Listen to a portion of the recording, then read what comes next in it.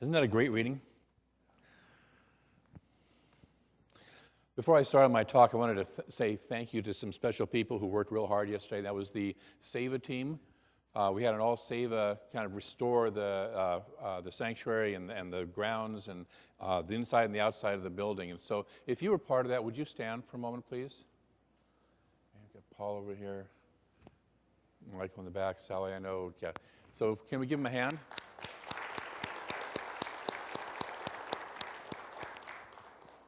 This is a beautiful grounds. Roy and I were walking through it, coming back wherever Roy is, from the meditation pavilion, and just marveling at how beautiful the grounds are and how beautiful the sanctuary is. And of course, it takes some work to maintain it. You know, I'm reminded of the old farmer who, some agent comes up to him and says, "You have such a beautiful farm here." He says, "God has blessed you so wonderfully." And he says, "Well, yes, I do, but you ought to see the condition it was in when it was just God handling it." So we have to kind of do some maintenance around here, so I really appreciate that. In your program, the talk topic today is listed as seeing clearly. I got caught out by not seeing clearly because the way that the topics have been going, we're working out of this book called The Joyous Living Journal, which if you don't have it, and if you're not working with it, you're missing out because this is a fabulous book. But at the beginning of each month, there's a series of kind of 4 or 5 themes for the month. And I just looked at those and said, you know, that's where the talk titles have been coming from, so I figured that was the talk title. So I looked and it said, Trusting Optimism. So I had this wonderful talk on optimism that I was starting to download and starting to get the idea of. And late on Thursday night, I was looking at the choir music that's being played at the next service, and I'm looking at Seeing Clearly. I'm going, huh, what? Turns out that they changed the talk, and it's from a different day in here. So I decided I would do the Trusting Optimism talk for you guys. And I would do the Seeing Clearly talk when they were playing the music that went with that. Is that cool? Are we good? All right. So Trusting Optimism. There was a couple of parents who had 2 sons. One was an absolute pessimist. Nothing ever went right. You may have heard this story before. Nothing ever made him happy. Everything was just on the downside, the negative side. And then they had another son, son number 2, who everything was absolutely positive. Life is beautiful, life is good, no matter what was happening. They decided they need to balance the kids out just a little bit, okay? And so come Christmas time, they decided they had a plan. So for the pessimistic son, they decided to shower him with every gift imaginable. Everything he had ever wanted, everything he had ever even hinted at wanting. They went into their savings account, they went into, you know, all sorts of their Christmas fund, they went into everything and just showered this kid with all the beautiful, wonderful gifts that they could think of. And then it broke their hearts to do this, but for son number 2, they made a different arrangement. They arranged for a large truckload of horse manure to be delivered into their garage. And for his Christmas present was put under the tree a little envelope that said, "Your present is in the garage."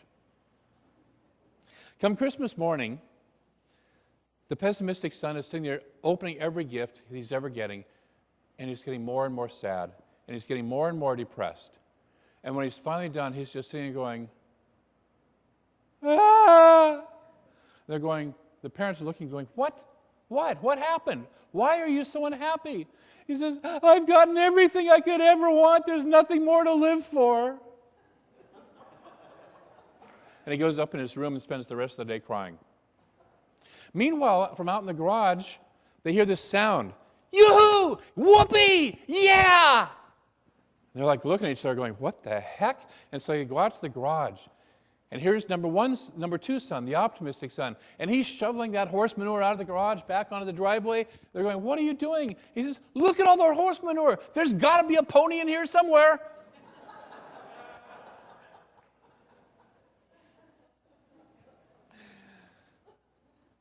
So we have an attitude towards life. We bring it. Those are kind of 2 polar extremes, but we have an attitude towards life. One of those attitudes is the quality known as pessimism. And the word pessimism itself comes from the Latin pessimu, which means the worst. It's an attitude of expecting the worst out of life. I love it. One of the people who summarized pessimism put it this way. Take a deep breath because you're going to get depressed after listening to this. Time is a burden. The course of history is in some sense ironic and a joke. Freedom and happiness are incompatible, and that human existence is absurd. That is, that there is a mismatch between our desire for meaning and fulfillment and our inability to find or sustain those things in the world.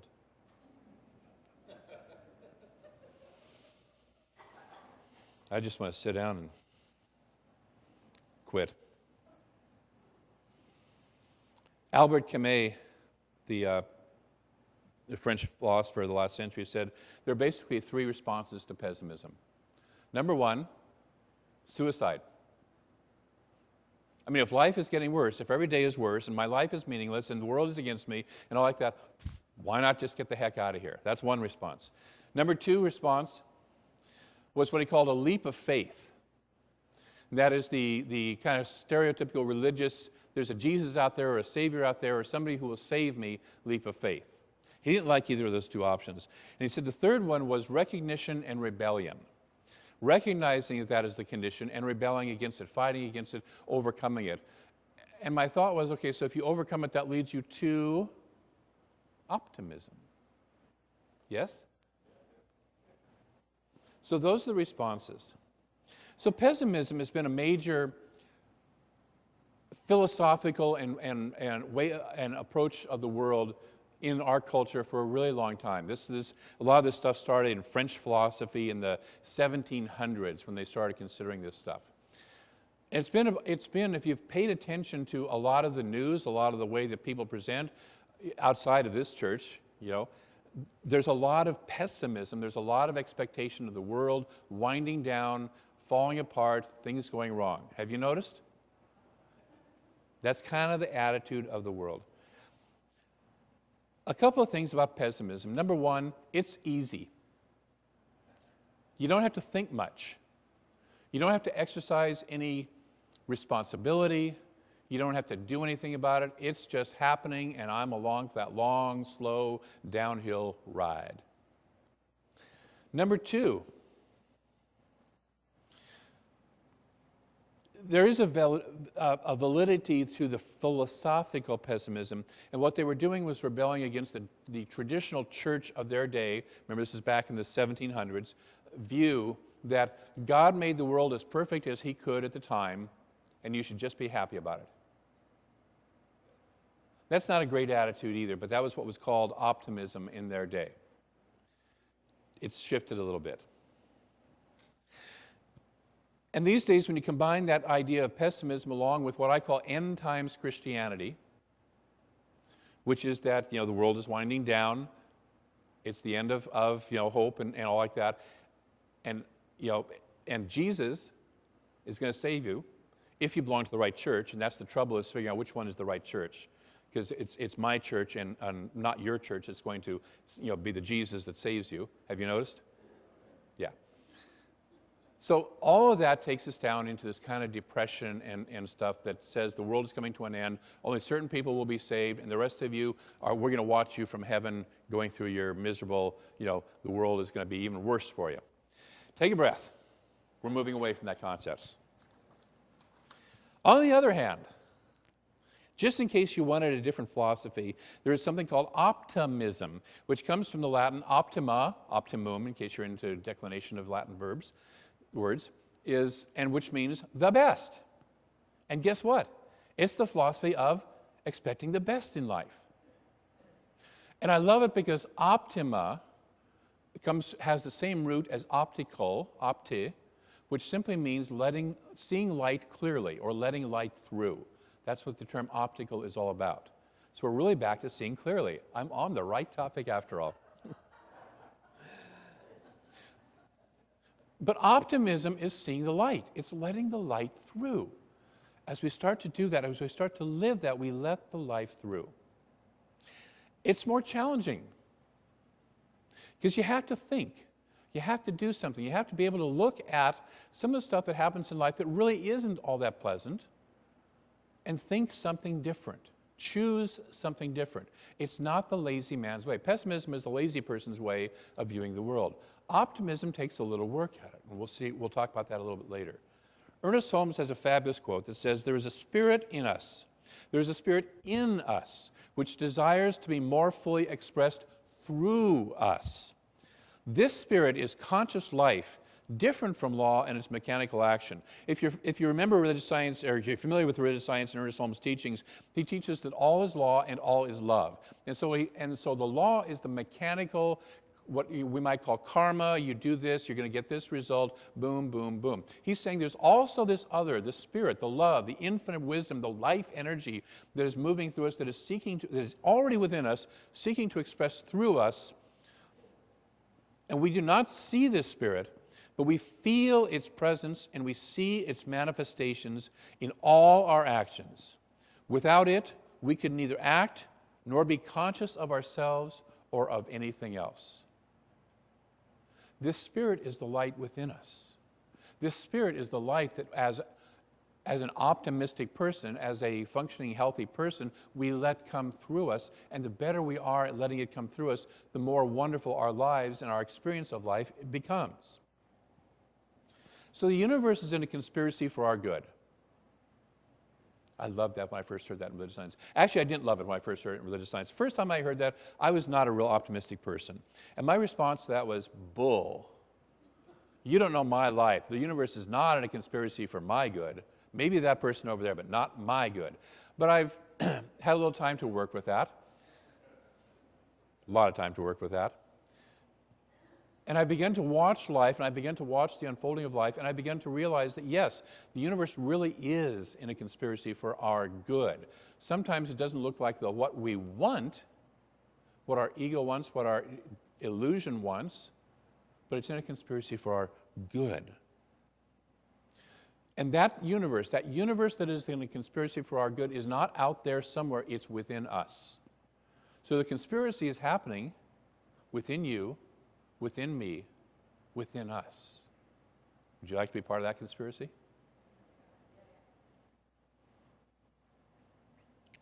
So there's only one mind, Ernest Holmes reminds us. There's only one mind, one knower. And it knows through us. It knows itself through us. If you were an infinite being that was pure love, you couldn't know yourself as pure love because you were too busy being pure love. So in order to know yourself as love, you would have to forget that you were an infinite being, all love, and begin to start to separate and have different experiences so that you could remember and experience yourself as love. That's what we're doing. That's the game that we're playing here in life. So the infinite is knowing itself as love through us. It's knowing itself through us. We can suppose, we can assume, or we can believe something that is in contradiction to reality, opposition to capital R reality. We can believe that stuff, but it doesn't make it true. We can believe that 2 + 2 = 5, but that doesn't make it so. One of my favorite examples was Galileo, who following in the footsteps of Copernicus, went with his telescope to say that the earth revolves around the sun. And in his day, in the Catholic Church and in his times, the earth was thought to be the center of the universe and the sun revolved around the earth. We're it, everything else revolves around me. And that was the philosophy of the day. Some people are still in that philosophy.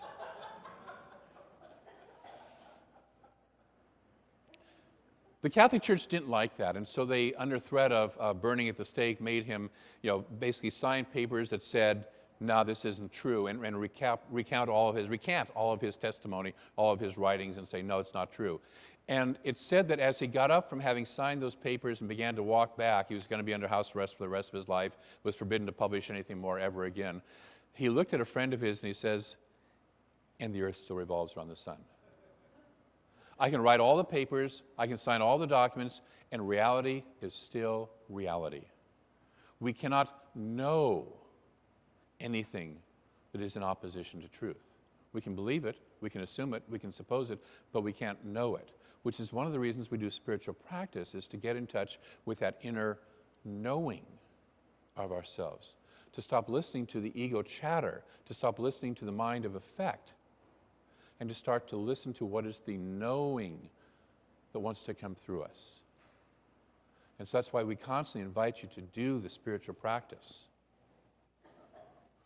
That's why we go on 7-fold journeys in 6 weeks. I got to see how that works. Seems like there's a fold missing in there somewhere. Or a double fold, right? Yeah. Ernest Holmes says our troubles come from wrong believing. You want to know where your troubles come from? They're not in a bag. They're not from your parents. They're not from out there somewhere. They're in our wrong believing. And guess what? The good news is we can change our beliefs.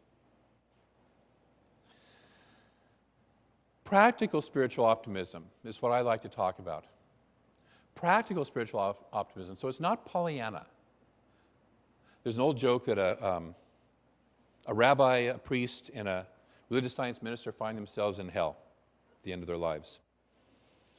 And the rabbi sits there and goes, yes, I understand why I'm here. I ate pork, so many times, and I just couldn't help myself. It tasted so good, and here I am. And the Catholic priest, the version I got, which was an older version, was, yeah, me too. I ate meat on Fridays when I wasn't supposed to. These days it doesn't matter so much. And these days you probably say well, never mind, we won't go there.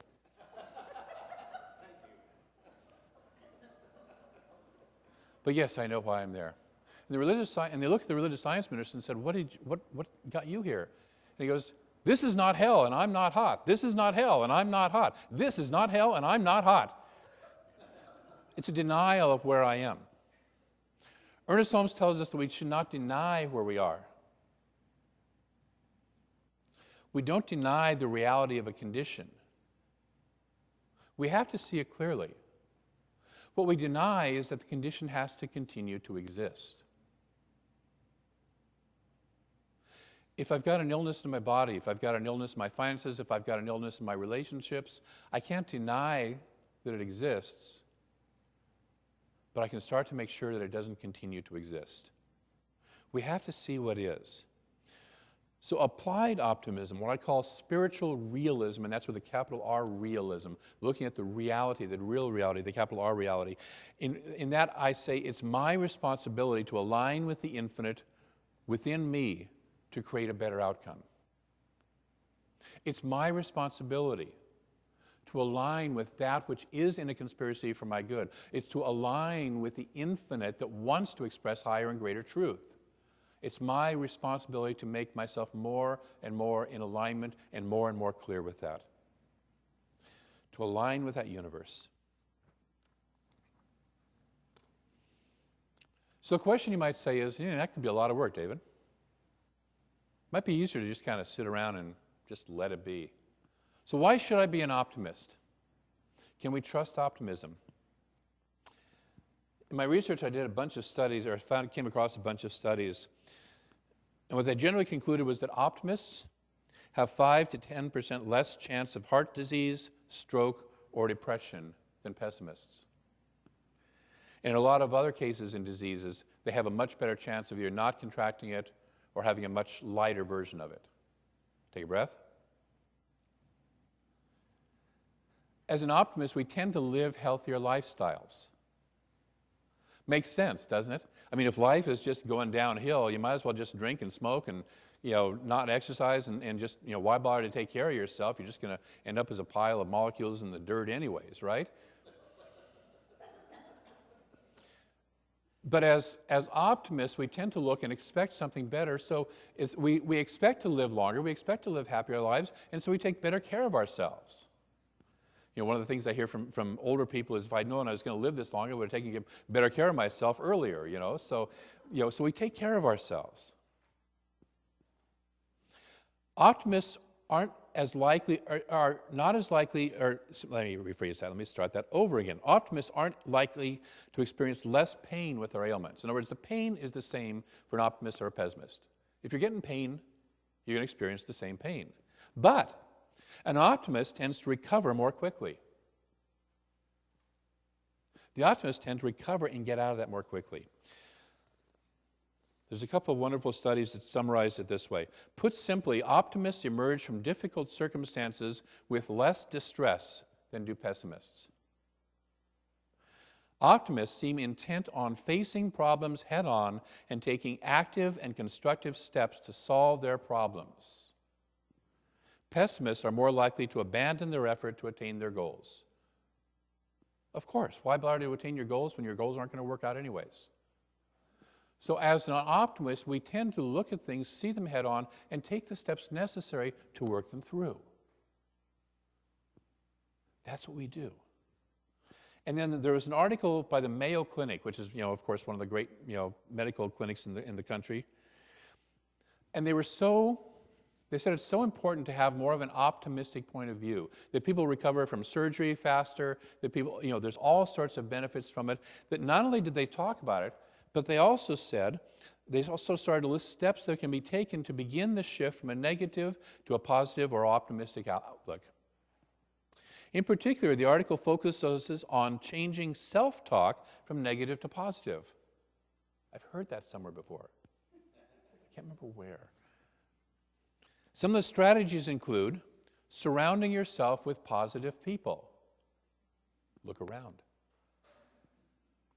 I've been in churches where it's centers where you can walk in and you can feel the energy, feel the vibration. Cher was just talking about, do you believe in energy?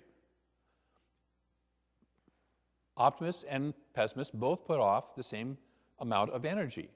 One working in one direction, one working in the other. What kind of energy do you want to be around? What kind of energy do you want to be in? Your body responds. I've known people who have had spontaneous healings by walking into some large centers where the vibration was so high that they had spontaneous healings. My ex-wife, right after we first started dating, took a spill on her bicycle. She claims I pushed her. But what really happened was she ran to the back wheel of my bicycle while I was stopping and she wasn't paying attention.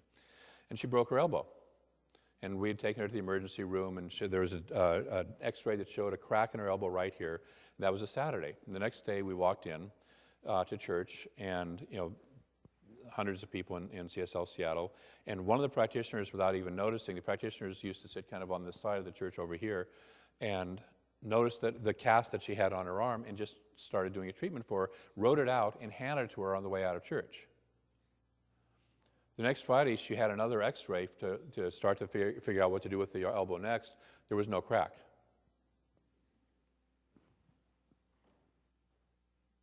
That's the kind of energy we can be in. Hang around positive people. Identify areas of change. It's one of the reasons we take the classes. It's one of the reasons we do the work, is we look at ourselves and we say, what does need changing? Where in my consciousness do I need to shift? Practice positive self-talk. Be open to humor. What a novel concept. Checking yourself. Again, checking in. What am I feeling? What am I thinking? Being self-aware. Checking yourself. And finally, following a healthy lifestyle. Those are the benefits of being an optimist. So can I trust optimism? Yes. Since we've been talking about quantum physics a couple times in the last few Sundays, and we notice we've had the conversation that our thoughts, the observation of life, creates the experience of life. Our thoughts literally create our reality. It can be demonstrated at the quantum level as well as on the macro level. Should we be optimistic? Thank you. Yes. Helen Keller. And if ever there was a person who could have had a real excuse to be really having a down experience. I don't know if you know Helen Keller or not, but she was blind and deaf from, I think, birth. If not birth, then very young. What a way to go through life. I would not want to do that. But she got through it. She had a period, but she got through it. And she says, optimism is the faith that leads to achievement. Nothing can be done without hope and confidence. If you don't have hope, you won't move forward. If you don't have confidence, you won't move forward. If you don't have this optimistic philosophy, you don't move forward. So how can we apply this? What are the steps that we can do? First, take the advice of the Mayo Clinic. Do the things that were suggested by there. Second, stop looking at what doesn't work in your life.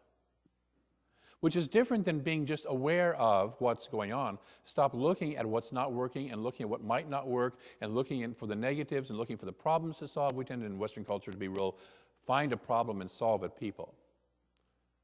And sometimes you have to just, like the Bob Newhart skit, just look at your mind and say, stop it.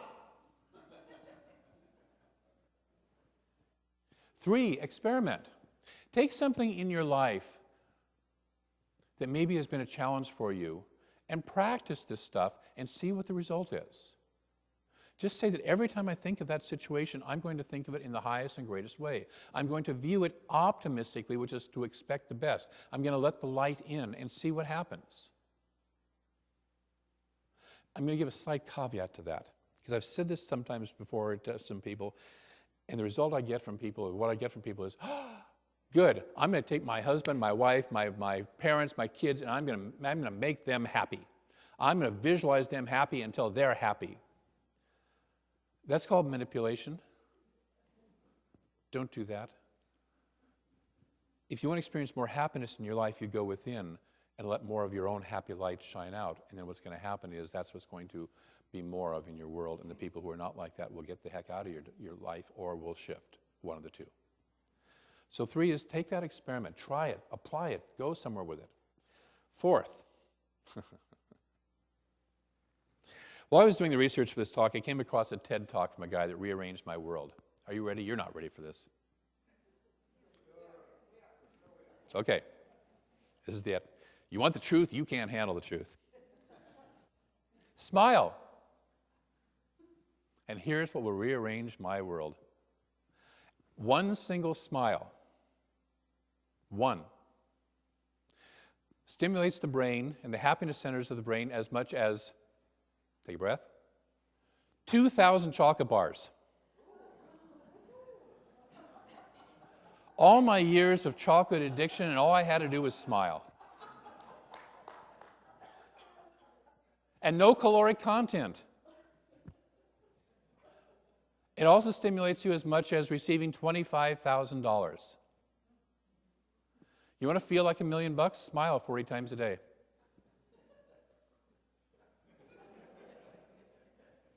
In his research, he said that most adults do not smile 20 times a day. You want to know something interesting? Most kids in the research smile up to 400 times a day. Smile. And it's a sincere smile, not a pasted-on fake smile, but find something to smile about. And finally, there's that wonderful advice in the Bible. Fill your consciousness with loveliness. Paul, in his letter to the Philippians, sometimes I love Paul, sometimes I hate Paul, but this is one of the better things that he ever wrote.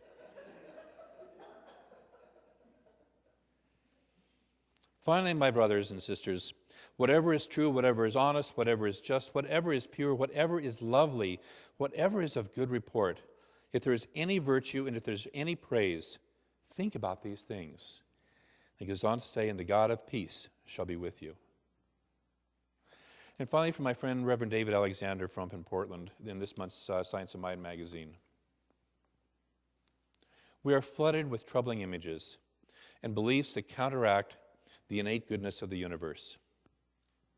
But these disturbances in the infinite field of good have only as much power as we give to them. They cannot maintain a presence outside our belief and acceptance of them. Whereas the grass will grow, the birds will sing, the flowers will bloom with or without us, because they are manifestations of the innate goodness of the universal life force called God. Whether it's a headline or a troubling thought that flashes across your mind, take specific and measured time to rise above the condition in your consciousness and see the possibility of a greater good making itself known. Let's pray. I turn within to the infinite smile of the universe, that one life, that is the love, that is the joy, that is the wisdom, that is the divine operation of all of life. I recognize that that is all there is. That for all the pretenses, for all the appearances, there is really, truly only one life. Pure love, pure good, pure wholeness. And because that life is infinite, we are one of it. There's nowhere else to be. There's no one else we can be. We are immersed in that no matter what. And so I speak my word that each of us today moves into a greater expression of that, moves into a greater sense of that, moves into a greater awareness that that infinite universe is truly in a conspiracy for our good, and we truly can expect, and by expecting, allow into our lives the best.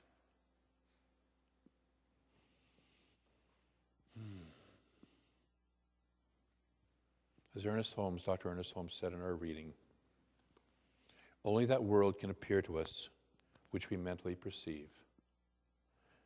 And so we open our perceptions, we open our eyes, we see clearly, we see that light of the world that really wants to manifest in, through, as, and all around us, and we say yes to that world. We say yes to that perception. We say yes to the good that is just jumping and screaming and joyously pounding on our doors to get through into our lives. We open the doors and we say yes.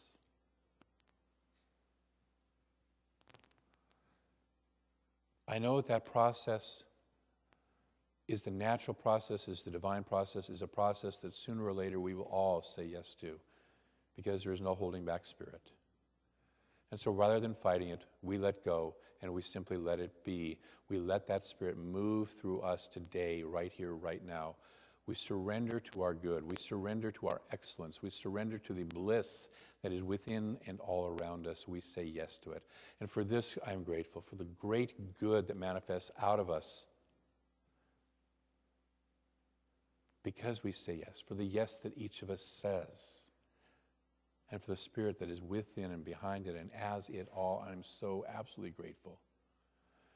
As we allow this process to unfold, we don't have to figure out the how. We let spirit do the how. We simply say yes to the what, and that what is the great good of our lives, the great good of the universe. We say yes, we let it be, and together we say, and so it is. Thank you. But normally at the front of each month, there's a series of 4 or 5 kind of talks or titles for the themes for the month. And that's what I thought they were doing for the talk titles. And for so far, they have been up until, and so the talk title for today in that was Trusting Optimism. And so I had this wonderful talk prepared on trusting optimism. And about Thursday, I happened to notice what the choir was singing. There was a little sheet there that said, what the choir was singing. And at the top of it, it said, "Seeing Clearly." And I went, what the heck is that? And so I got on the website right away, and I looked at the talk titles for the month, and it said, today's talk, Seeing Clearly. I went, where did Sue get that from? Well, it's from a different day of the week, and she randomly pulled a couple of talk titles from different days of the week and put them in. Not only that, I discovered that last week I delivered the wrong talk too.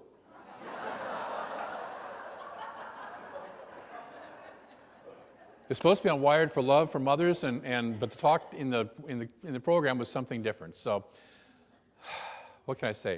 So I delivered the talk on optimism because I already had a really good one delivered or written up. So I did that in the first service. So if you want to know anything about optimism, if you want to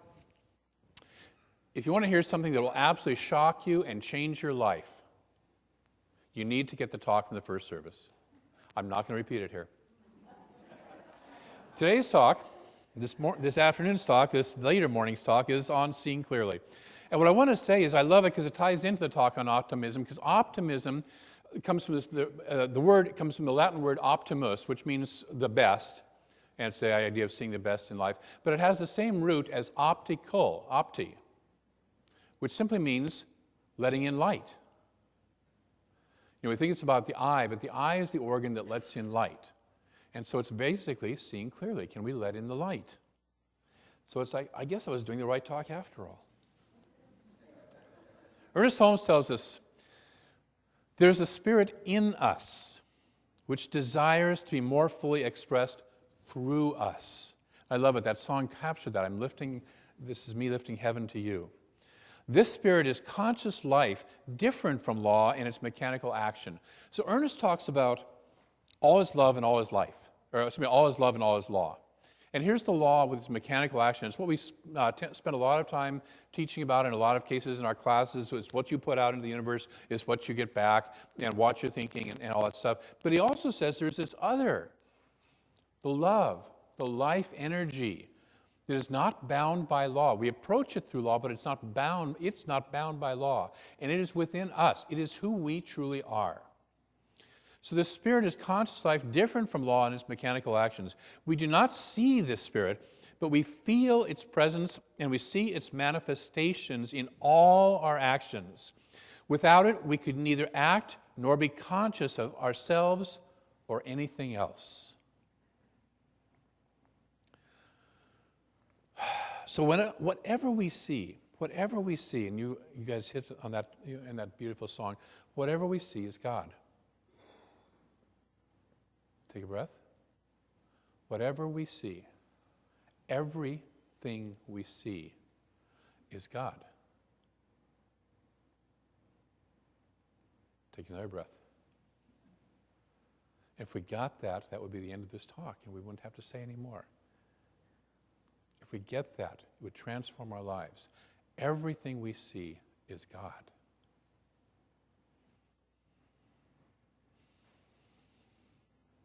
The challenge is that we see it through our own filters. We have our own perception of what we're looking at, and we see it through our filters. In our reading today, and Ernest puts this all in caps. You know what's important when you're going through a Science of Mind textbook? First of all, he has things that are in italics. You know those are pretty important. And then he has a few passages that are all in capital letters. This is one of those all in capital letters. So not only is he talking about the whole purpose of the Science of Mind, but he says, only that world can appear to us which we mentally perceive. Whew. Man's experience is the logical outcome of his inner vision. His horizon is limited to the confines of his own consciousness. So whatever we can see is all God, but how much of God are we looking at? How much of God can we be open to seeing? Because so often we are locked up in and we are limited by our beliefs and our perceptions and our ideas of what it is that we're seeing. And so seeing clearly is what I call an eliminative process. It is eliminating everything that is in the way. I remember when I was studying Zen Buddhism, they said it's not an additive process. It's a very negative process, and they didn't mean that as in bad or downer. They meant it is in taking away everything that is in the way of clearly perceiving the Zen, the reality, the oneness of what it is. And so we are here with this process. We are here in all the classes, the Enneagram class, the Prosperity Plus class, the Sevenfold class. All that we do is really to eliminate and move away from us anything that is blocking our vision that we are not perceiving clearly. And this is the renewing of our mind. This is making our mind new and fresh. Jesus said we have to perceive as little children. And little children don't perceive with a whole lot of blocks and filters. They're not sitting there going, how can I make money off this? How can I manipulate you to love me more? How can I do this? How can I do that? They're just seeing what it is and getting wildly excited. You saw that in the rush of little kids up here just a few minutes ago. They're not here to manipulate. They're just here to have fun and enjoy. And they don't care if it's okay to run in church or not. They run in church.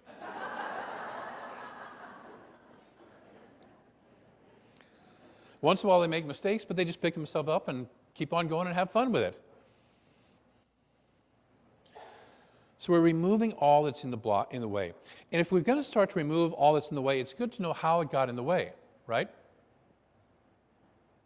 Thank you. Just testing. How we form perceptions. How we form our perceptions, it goes like this. An event happens. Something happens. Let's just say I have this pen, I drop this pen. An event happens, I drop the pen. we add meaning to it. We make a meaning out of that. Oh, I'm clumsy. Oh, I'm really good at dropping pens.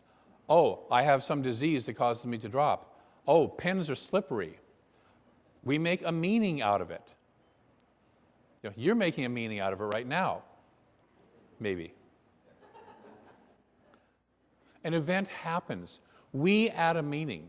Now, you want to know something interesting? Most of our meanings that we've added to the events in our lives were formed, 50% of them were added by the time we were 4 years old, and another 30%, so 80% total, by the time we were 8 years old. How is your big world perspective and balanced, perception at 8 years old? Mine was pretty lousy, I must tell you that. And probably most of ours are. We don't oftentimes have the big picture. I remember when I went through my first divorce, my daughter was 6.5 years old. My older daughter was 6.5 years old. And she came to me and she said, Daddy, I'm really sorry that I caused you and Mommy to break up. And I said, what do you mean? She said, well, I know that it's because I kept the bathroom messy. She would take a bath in it, and then she would leave her toys in the bathtub and splash water all over it. She says, I know it's because of that you guys are breaking up, and I promise I'll keep the bathroom clean if you'll just get back together again. And so I looked at her and said, yes, you're right. It is because you've messed up the bathroom constantly. That's why she's been in therapy ever since.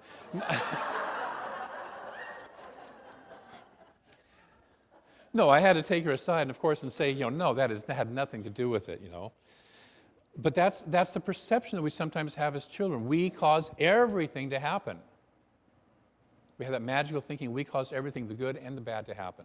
So 80% of our perceptions are formed by the time we're 8 years old. Take that in.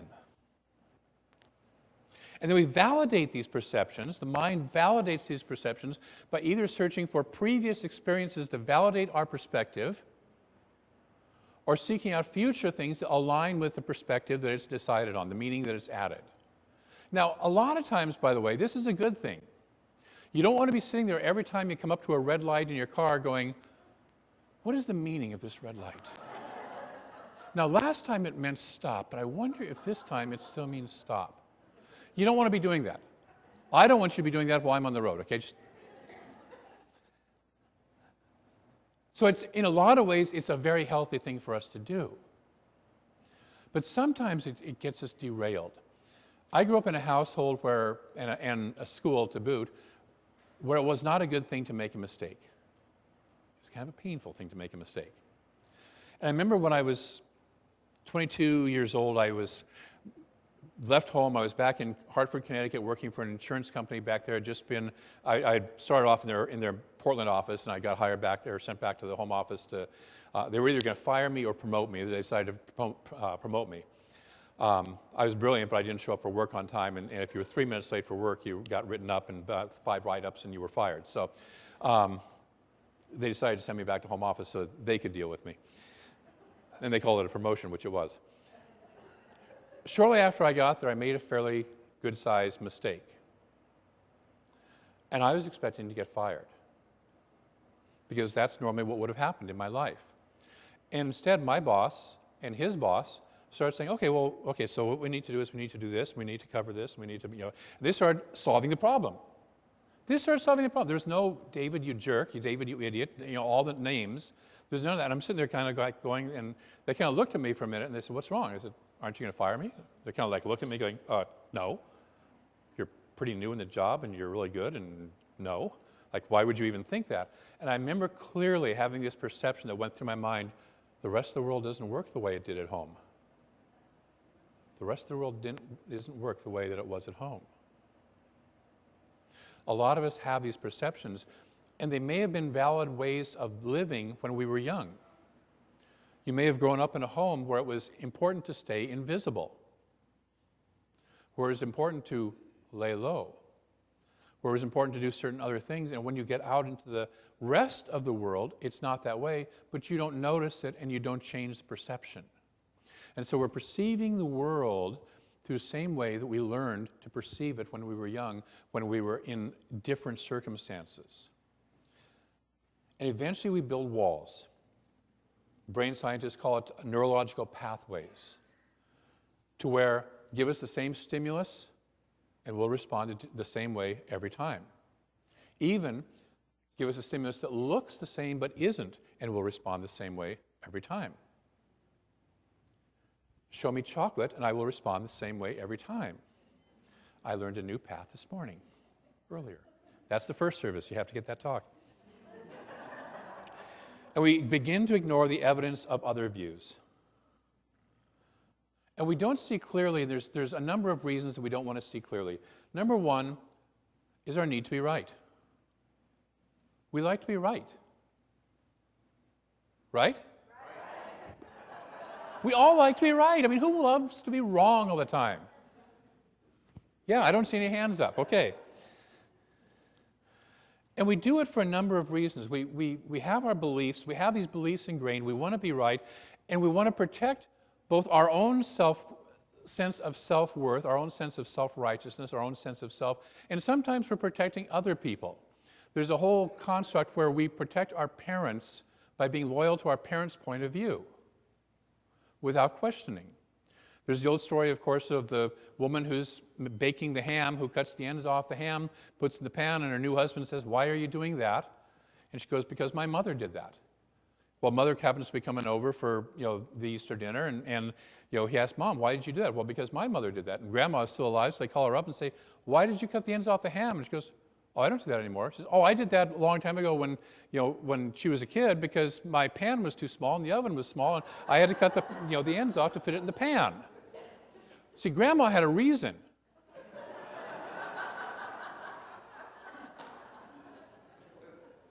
Mom and granddaughter didn't understand that there was a reason, and they keep on doing that. And we keep on doing that.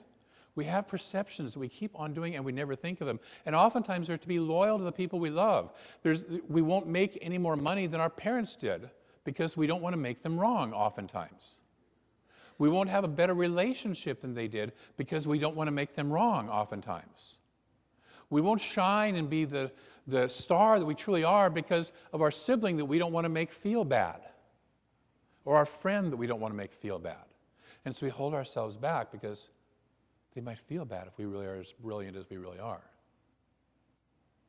We hold ourselves back because what would other people say if we truly showed up as holding heaven in our hands? And so we let those perceptions cloud how we work with the world.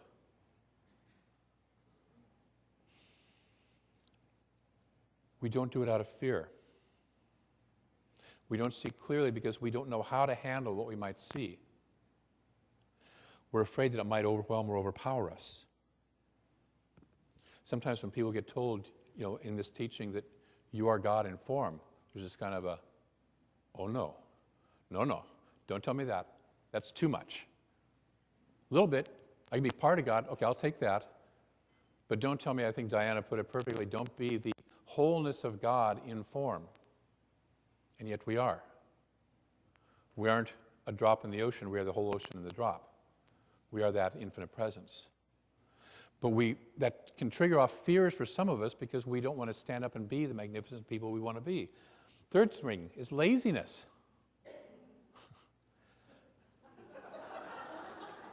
Guess what? You're it. Now what? You probably have some work to do.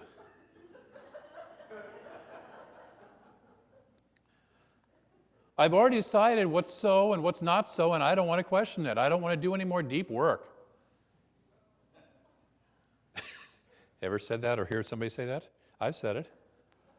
I just want a break. I don't want to do any more deep work. Man, I've been doing deep work. We got our practitioner studies, and it's like, I don't want to read another spiritual book for the rest of my life. And then I went into ministerial school. But we have that place, and there is a time to take a break. That's different than laziness. It's time to know when you need to renew also and just be gentle with yourself. But laziness is, I've already formed my opinions of life and I don't want to change. And so we're mentally and emotionally lazy for that. And then the fourth reason is hurt. We've oftentimes been hurt in the past, and so we don't trust. We don't want to see clearly. We hold our vision back because we've been so hurt in the past. I don't want them to be in a relationship because I've been really hurt in the last one. I don't want that new job or to have a great deal of money because I've been hurt or I watched somebody else get hurt by having what they really wanted. And I don't want to get hurt. Take a breath. And so we hang on to perceptions that don't necessarily allow us to see clearly. I want to read for a moment from the Joyous Living Journal. And in order to see clearly, I'll assist myself here with some clear-seeing cheaters.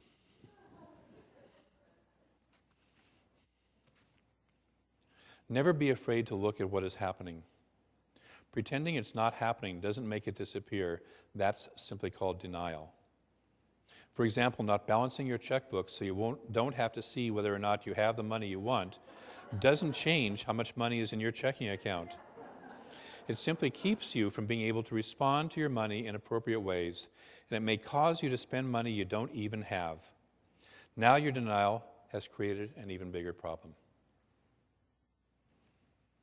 I had to laugh. Because right now I'm making more money than I made in quite a bit of time.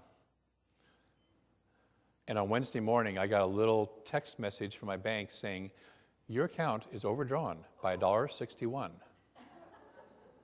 I'm sitting going, how the, I used words I can't use on the platform, could that have happened? I just went through X number of amount of money. Well, it happens because I went through X amount of money. I did it all by myself. I looked and said, maybe somebody else got into my account and spent all the money. And it's like, no, that's mine. No, that's mine. That's mine. That's mine. It's mine. Now, blessedly, I had a tithe check from somebody who was sitting on my desk at church, and I deposited that the next day, or that day, and it covered everything. But it's like, oh my God, and I hadn't been paying attention to my checking account. I mean, why bother? I've got so much money. Isn't denial a lovely river? Deep and wide. We want to pay attention. We don't deny the existence of a condition. We have to pay attention to what really is happening. That's seeing clearly. It's good to know if you're down in San Diego and there's a fire burning towards your home and somebody's knocking on the door saying evacuate, it's good to know that there's a fire burning in your home and there's a guy saying, police officer saying evacuate. It's good to be aware of that. You can also pray that your home is safe and do all the stuff you need to do, but it's good to see what the existence is. It's good to know what's going on. It's good to see it clearly so then you can deal with it. In Zen, there's a point where most students reach where they've been working on their koans and they've been working on their life stuff for a long time, and suddenly they come to this awareness. They come to this aha moment. They come to this enlightenment moment and go, oh, it's all illusion. It is all an illusion. And the master usually sits there and goes, yes. And then he takes his stick and he hits them over the head with it, or he throws them into a mud puddle, or he takes their nose, their ear, and twists it real hard. As in, yeah, that's an illusion. And it brings them back to perception and clarity in their perception. So on one level, it is all consciousness, and it is all God, and it is all good. That's my favorite spiritual bypass. It's all good.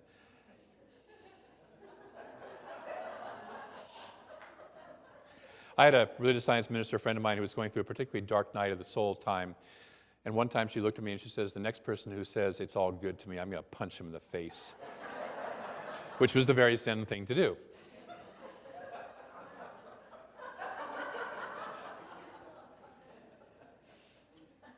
The truth is, it is all good from a very deep spiritual level. But we also have to be aware of, where am I in this process? What am I feeling, and paying attention to it? And when something is happening that is not for my highest expression of good, then what do I want to shift, and what do I want to change, and what do I want to do to make that happen? And it's not, in that case, all good. So we live in that paradox of it is and it isn't simultaneously. This is when Ernest Holmes talks about the whole purpose of science of mind is to move us to the perception, the understanding of the spiritual world which is perfect and the material world which appears not. It's to be able to live in both worlds, knowing that one really is the capital T truth in reality, And it's the clarity of our perception that allows that to then flow into the other world. But we also need to recognize when our perceptions have created something that is not good, does not feel good, does not respond good, and to start to shift that and change that and to start to allow more of God into it. That's our responsibility. So when we see clearly, we observe what it is without fear. We observe what is going on without filters. We just notice what is going on. I have a friend who works with couples who are having conflict. And what he gets them down to is, my partner said this. That's all. Just my partner said this to me. Without all the, and he or she is a, and he or she meant, and he or she did, and he or she, the stuff on the load around that. It's just, my partner said, I'd like you to take out the garbage. My partner said, I've watched people who said, my partner said, I love you. And I think she's just doing that to manipulate me. She's probably seeing somebody else on the side. She's just trying to filters, okay? Filters. You can do the most wonderful, kind, loving thing to somebody, and if they have filters will not take it in, it doesn't matter. So it's letting go of our filters. It's perceiving just what is really happening. Just seeing it. Just seeing it. No shame, no blame, no guilt, no nothing else. Just see it. When you're in a situation where you're confused, come back to what is the event that happened? What is the trigger event? What is the bottom line core? And what is it that just happened? Not my feelings about it, not my stuff about it, just what happened. Then you notice, how do I feel about that? Recognizing that who's bringing the feelings? I am. I'm bringing my feelings and my perceptions to this, and I notice what I'm feeling and perceiving, independent of the event. And so we pay attention to that because it's also important to know that I'm bringing this stuff with me. And then do I want to create something different out of that? Some events happen to us and we don't want to create anything different. It's pretty darn good. And some events, we want to start to create something good. We want to get our stoles to fly. And if so, what does that look like? What is that I want to create? What does it look like? What does it feel like? What would that be like? And I start to focus on that. Without making the current thing wrong or anybody else wrong, I start to focus on what it is that I want. Ernest Holmes says there's no necessity for the continuance of a condition contrary. That's continuance of a condition contrary. Don't you love the alliteration? To the fundamental good. I'm going to do that without playing with it. There is no necessity for the continuance of a condition contrary to fundamental good. When the objective belief in and the subjective image of any given trouble is neutralized by the realization of capital G good, the condition is met and healing takes place. When we can look at a situation and collapse the frustration and the difficulty of it by seeing the highest good possible in that circumstance and situation, it collapses the pain, it collapses the difficulty with it, and we start to move towards and start to expand and start to express the good that we want. Because our thoughts are creative, our perceptions influence, manifest, create our reality. You with me? The other thing I want to talk about as well as seeing clearly is listening clearly. In this month's Science Mind magazine, in one of the meditations that's coming up in a couple of days, Reverend Cynthia James talks about just being with a person and listening. How many times are we truly with a person and just listen? And how many times we're sitting there going, yeah, hi, Joe, what? Yeah, hi. Yeah, I'm going to text that I'm meeting with you right now. Yeah, and you know, I'm going to look at the fact that there's guys holding up 1 minute sign for me, and I'm not going to be with you and listen to you. I'm going to be paying attention to all the distractions out there. And we do that also with our own inner voice. We listen to all the distractions out there. Are we willing to listen deeply within ourselves? Are we willing to listen deeply to that person who's speaking to us? Are we willing to see them clearly, as the song invites us to do? Are we willing to see you? Am I willing to see you? I'm going to invite you guys back up. And Holly, come on back up.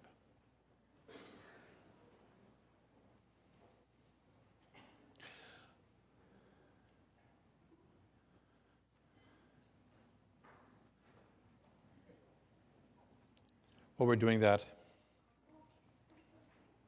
I want to invite you to pay attention to what you're paying attention to. We're always paying attention. A friend of mine has a wonderful song that says, I'm always thinking, you're always thinking, but do we really think what we think about? Isn't that a great line? So the last part of that song, Holly, in choir, you had something where you were, run the lyrics by me again if you would, the very last tail end of it.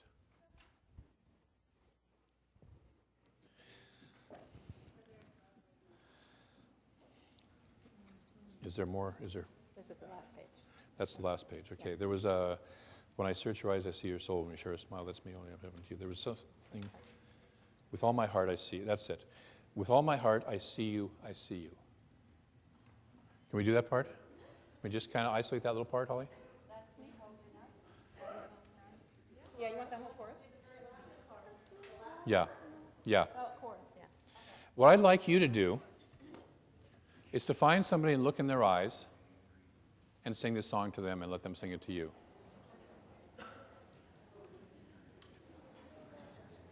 It's optional, you don't have to, but I would really strongly encourage you to do it.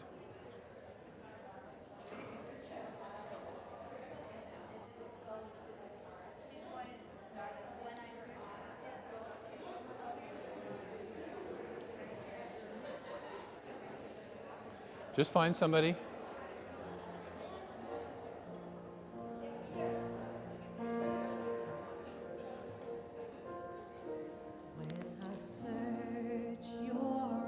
That's it.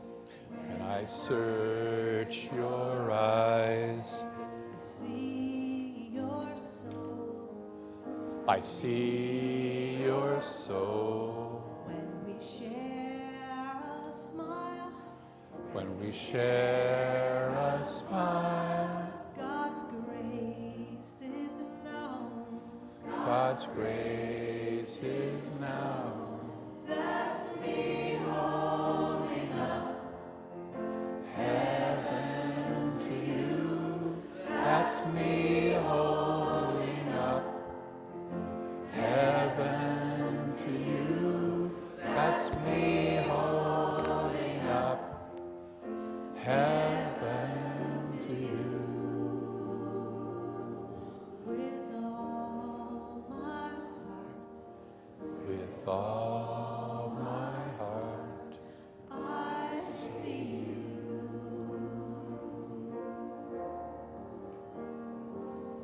I see you. I see you.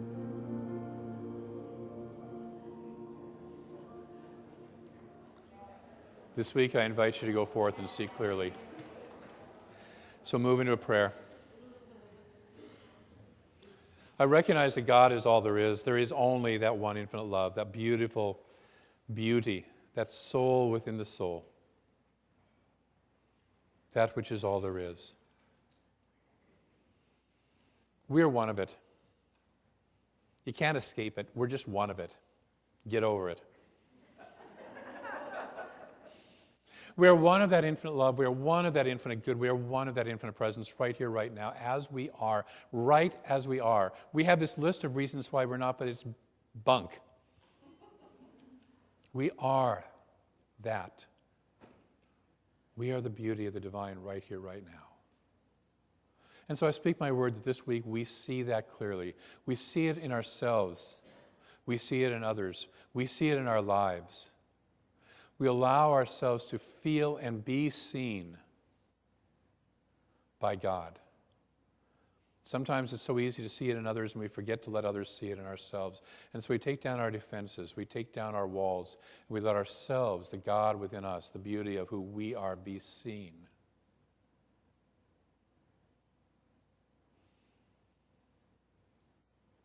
And as Ernest says, that creates a healing. That creates a healing. Imagine all the people in the world seeing each other clearly. We'd have no more war. We'd have no more hunger. We'd have no more fear. We'd have no more abuse. If we could simply see each other clearly. We start with us. We start with ourselves. We start with our neighbor. We start with everyone around us. We see and let ourselves be seen clearly. And I'm grateful for all the good that comes from that. I'm grateful for the love that grows exponentially by just being able to see clearly. So I know that it blesses each of us. It blesses out far beyond where we will ever know that it goes. We let that be. We let the divine take care of the how it unfolds, how it ripples out. We just simply love and see clearly. And so it is.